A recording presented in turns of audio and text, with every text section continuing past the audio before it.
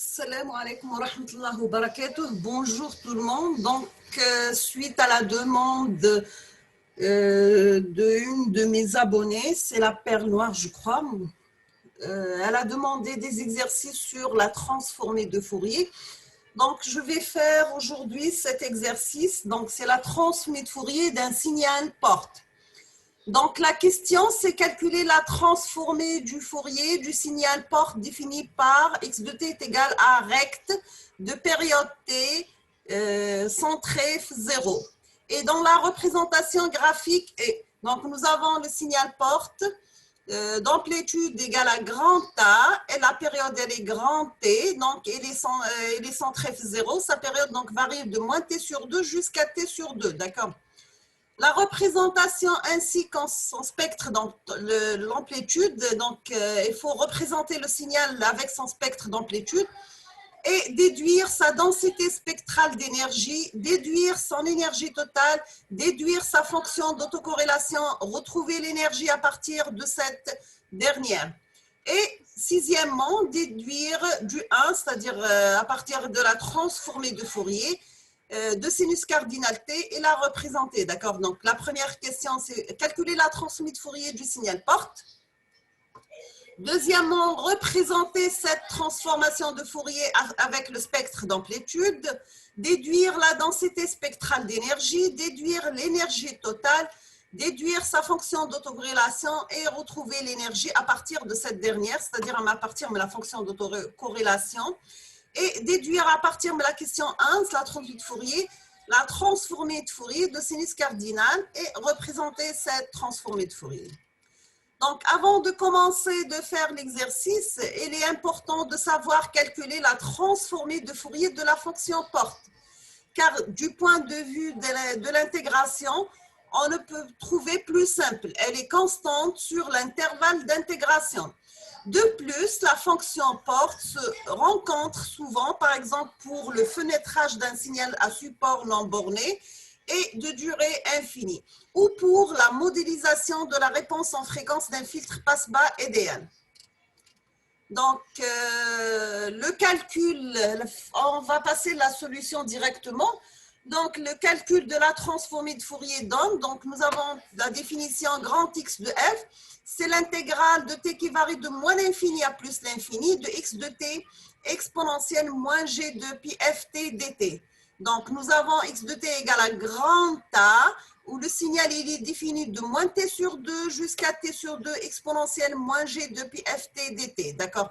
Donc, on aura l'intégrale exponentielle moins g de pi ft, c'est 1 moins 1 sur g de pi f. Donc, j'aurai moins grand A sur g de pi f exponentielle moins g de pi ft entre t sur 2 et plus t sur 2. Donc, c'est moins a sur g de pi f exponentielle moins g pi ft moins exponentielle moins g pi ft. Là, j'ai remplacé la variable t par t sur 2 et par moins t sur 2. D'accord?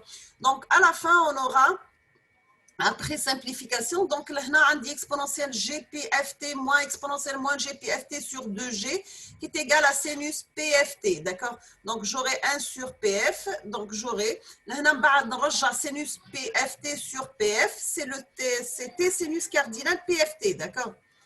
Donc, il faut rappeler que sinus cardinal de x, c'est sinus x sur x. Ok, une dénotation où une laisse le sinus cardinal de x, c'est sinus px sur px. Donc, nous avons le sinus cardinal de x s'annule pour x égale à kp, donc x de f pour tf égale à k. Donc, nous avons f égale à k sur la période. Le sinus cardinal de 0 est égal à 0, donc grand x de 0 est égal à t. D'accord, est égal à t. Donc, on a dit égal à 1, donc il prend lire à t.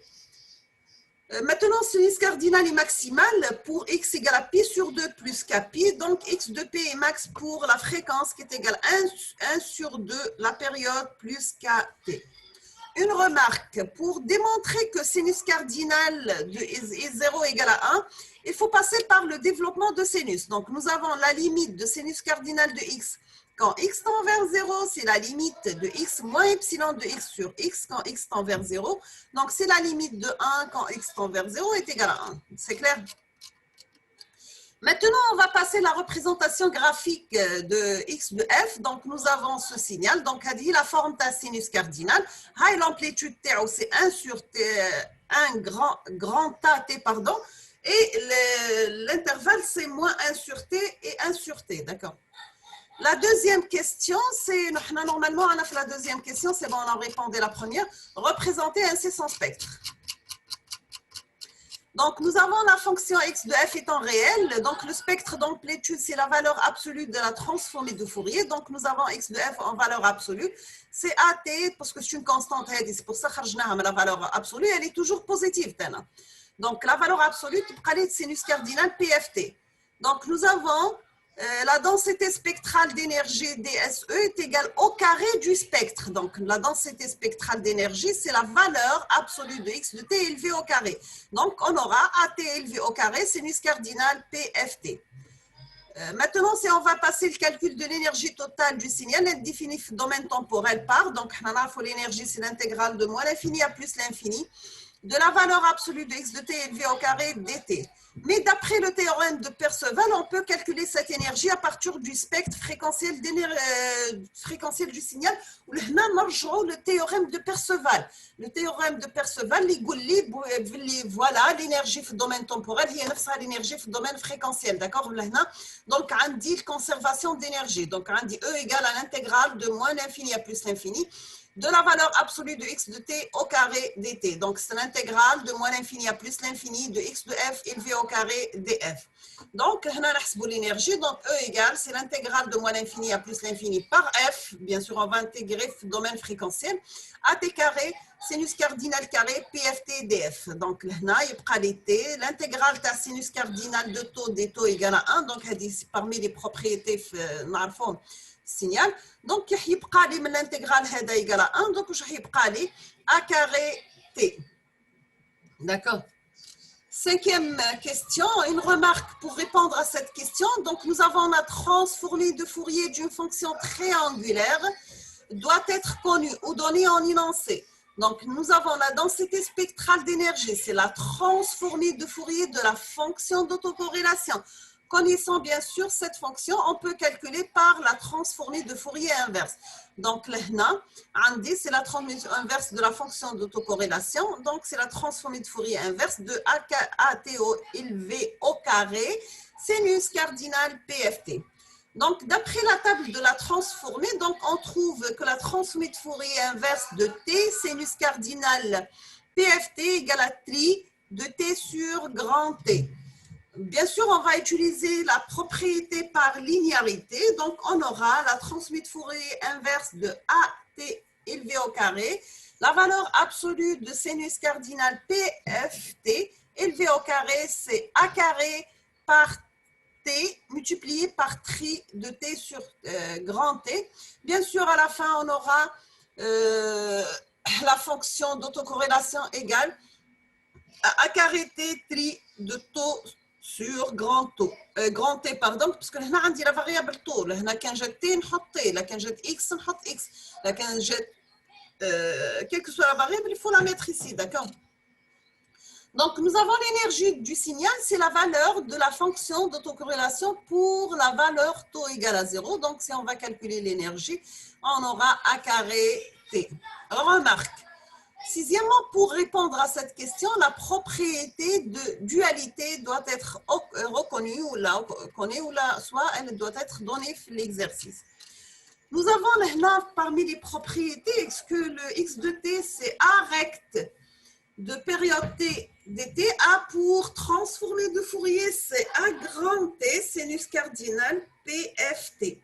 Donc, nous avons, si on va utiliser la dualité, nous avons x de t qui est égal à AT sinus cardinal PF, pardon, P grand T, T, A pour transformer de Fourier, c'est A rect de T moins F est égal à A rect de TF, voilà, parce que la fonction rectangulaire, c'est une fonction paire, car la fonction porte est paire. Donc, à partir de la deuxième relation Hedm, on va utiliser la linéarité. Donc, x de t est égal à sinus cardinal PF T, grand T, T, A pour transmis de Fourier, X de F, 1 sur grand T, rect de T de F.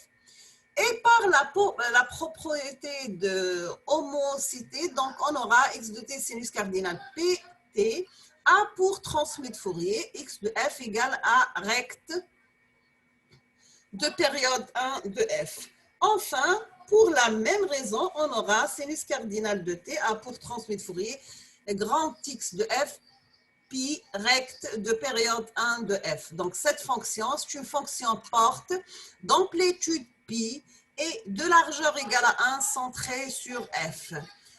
J'aimerais bien que l'explication تكون واضحة. Essayez de faire l'exercice vous-même, la perle noire.